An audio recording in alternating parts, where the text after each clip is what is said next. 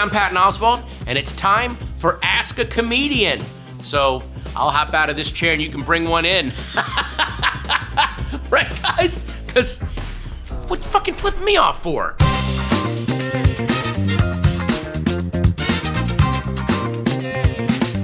The first time I went on stage, I was probably trying to be like George Carlin. And then once I got going, it was always my friends and I was always being influenced. You know, I had to like embrace the influences and then grow out of them. So it was people like Mark Voice. It was people like Brian Posehn and Karen Kilgariff. It was just different voices that eventually led me to my own. But it took some time. So don't have anxiety if you're sounding like someone when you're beginning, because you're gonna do that. And then you'll figure out your own thing.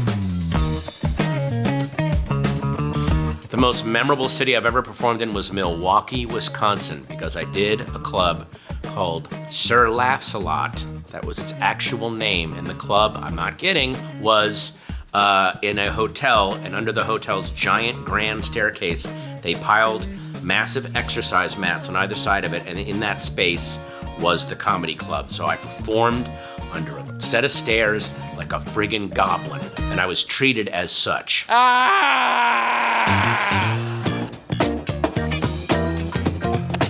What I remember about being on Seinfeld was it was my first paid acting gig. So I was really nervous. You could tell how nervous I was. I had 2 lines and I'm just going over them in my head and I'm gonna screw this up. I've been to 4 other places. You're the only ones that have had it. Well, I can put it on reserve for you if you'd like. Jason Alexander was in the scene with me and I will forever be in his debt because right before we shot, he leaned in and said, "Still not too late to be fired, Patton." And it made me laugh so hard, like it so broke the tension, and then I loosened up and I've been acting ever since.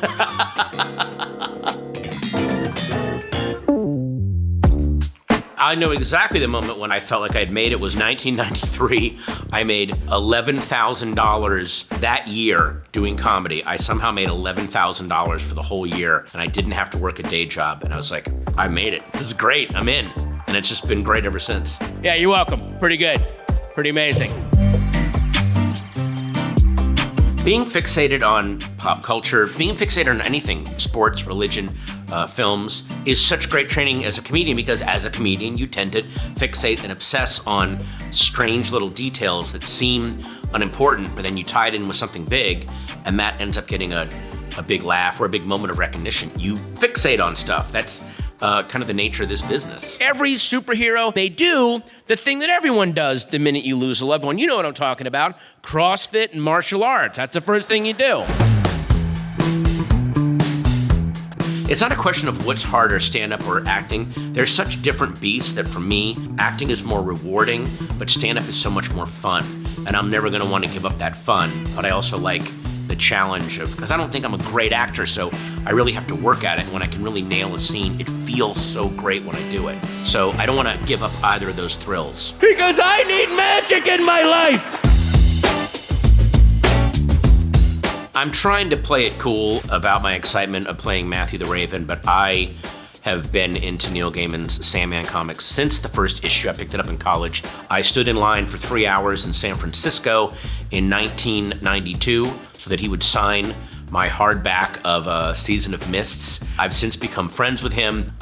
It's a big fucking deal. America has spoken. Pile my food in a fucking bowl like I'm a dog. I don't give a shit anymore.